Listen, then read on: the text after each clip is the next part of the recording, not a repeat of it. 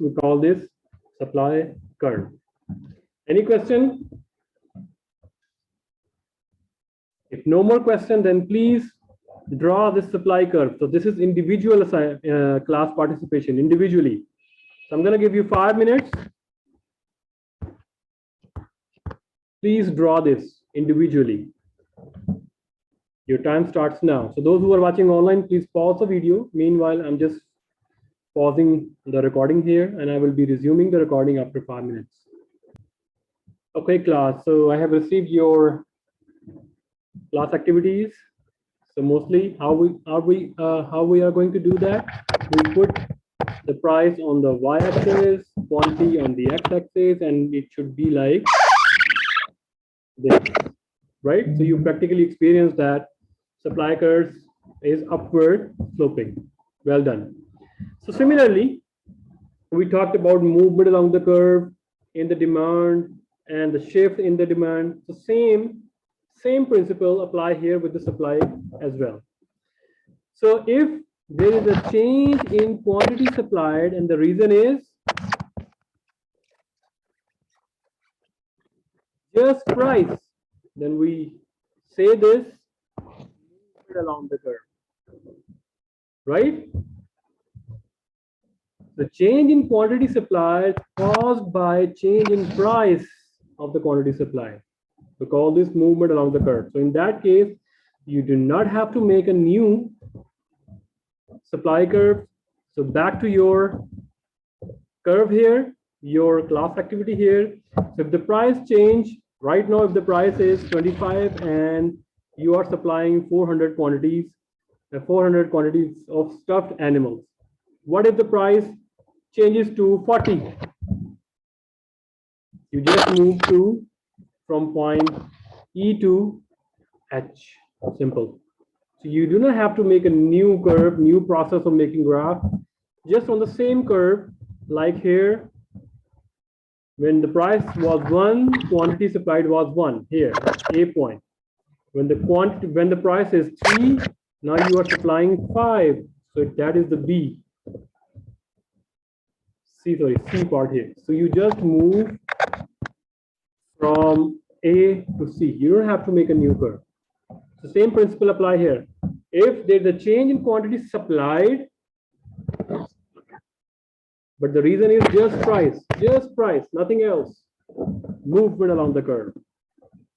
And what is shift? The change in quantity supplied, and the reason is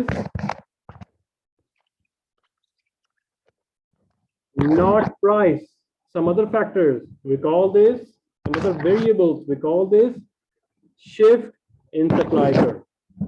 And what are those factors? We'll talk about in next slide. But remember, shift means either shift to the left or shift to the right. So shift to the right means increase. Shift to the left means decrease. Okay. Here's a point here. In some books, they say that if new supply curve is under, the new supply curve is under the original curve, we call this increase. So it's one and the same thing. Either shift to the right or shift to the downside. It's the same. So if you remember this, shift to the right means increase either in demand or supply. It's the same principle. And if shift is above, that means decrease or shift to the left. So don't worry about different terminologies in different books.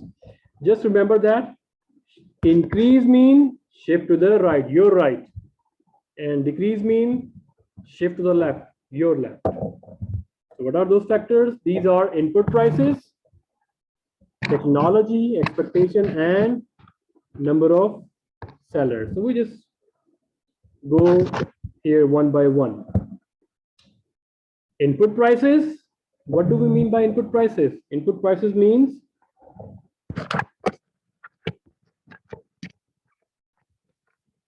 raw material prices. Take the example of this ice cream cone. What are the raw materials? Sugar, cream, this cone,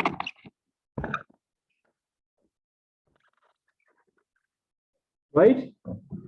maybe some other flavors, chocolate or something whatsoever, syrup, it's like that. These are called raw material. Input prices means prices of these raw materials having impact on the price of the whole product, ice cream. So we'll saw over there. We will see over there. But before, I think, yes, let's talk about the price of input products.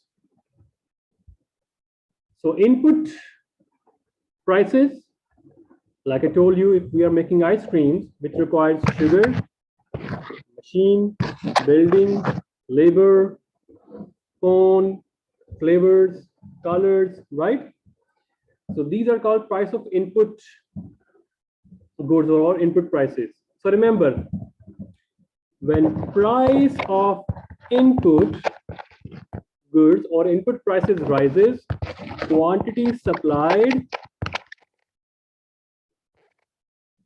So this is quantity supplied of the product, whole product. So we are talking about here, for example, sugar. If price of sugar rises, quantity supplied of ice cream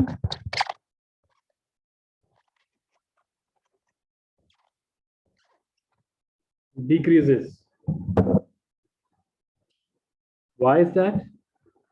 So when the price of one or more of these input rises, supply curve shift as producing ice cream is less profitable because you cannot control the price of your product, because if you increase or decrease the product, your demand is going to be increase or decrease. Why? Because if your price increases, your product demand is decreased. So that's why input prices and the product has a negative relationship. So are we clear here? Oliver, Vanessa, Yes. Yes.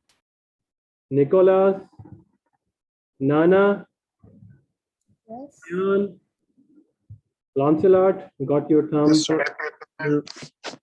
Good. The second one is technology.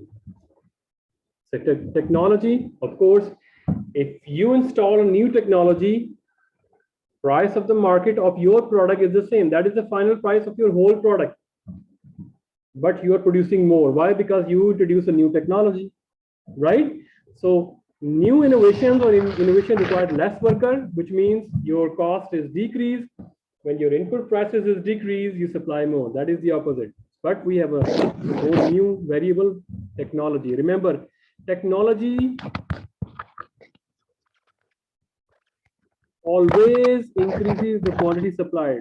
So you will not buy that technology which reduces your production. Of course, you will buy that technology which increases your production. So that's why inventors, scientists, they invent that technology which increases the production rather decreases the production. Okay, so if technology increases, quantity supplied increases. Now expectation, which is also we talked about in demand as well. So same here, expectation means by looking the future, you decide right now. By expecting the price in future, you supply the goods or not right now. So if the firm expects price of the ice cream to rise in the future, so what he will do, what it will do, it will produce more and save it in your store. And when price increases, and then it supplied the market, because price increases, quantity supplied also increases. So in future, expectations, if expectations are right, in future, this will happen. But right now, quantity supply decreases. Why? Because you are not selling in the market, you are just holding it in your godowns and your storage and all those stuff. Guys, you understand? Lancelot, Om, Sufyan, Oliver, Nana, Yes, sir. Marco. Sir. Yes. Good. Yes. And the number of suppliers. If new competitor come in the market, for example, here the ice cream, we have McDonald's ice cream, we have Walls, we have Hagen's, we have other, suppliers, Polka. So if they come to the market, supply increases. No matter what is the price remains the same, supply increases. Why? Because sellers are now, or factories are, they increase, or more sellers are now selling those products. So sale curve shift to the right. So if you understand all this stuff, answer this practical example here. So everyone must involve in these practical examples here. For a seller, which of the following quantities are not positively related? So focus is not positively related. Answer A, B, C, D. Answer that.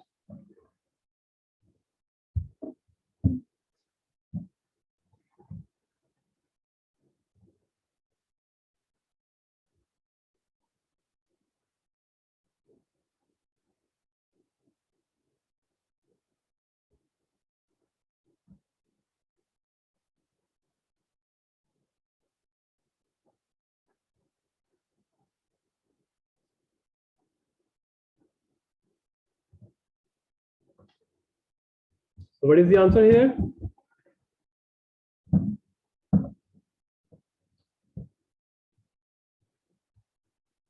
Lancelot, Venetia, Priscillo, Cameroon. C. I heard C. And anyone else? Nicolas? I would say B. I I'll heard go with D. D. Venetia, why you are not contributing? Yes. What do you think? B. B. What else? Left only A, right? So we have a difference of opinion. B, D, and C. Anyone is saying A? Let me see the chat. No. So it means A is off the market. So again, for a seller, which of the following quantities are not positively related? Answer is C. Why not B? Price of the good and quantity supplied. So does price of the good and quantity supplied has a negative relationship? No. Both are having a positive relationship. So B can never be the answer. D. The seller profit and quantity supplied. Of course, if you supply more, you get more profit. So there is a positive relationship, not a negative relationship. So D can never be the answer. What about A? The price of the good and the seller's profit. Of course, we supply more when price is high. When price is high,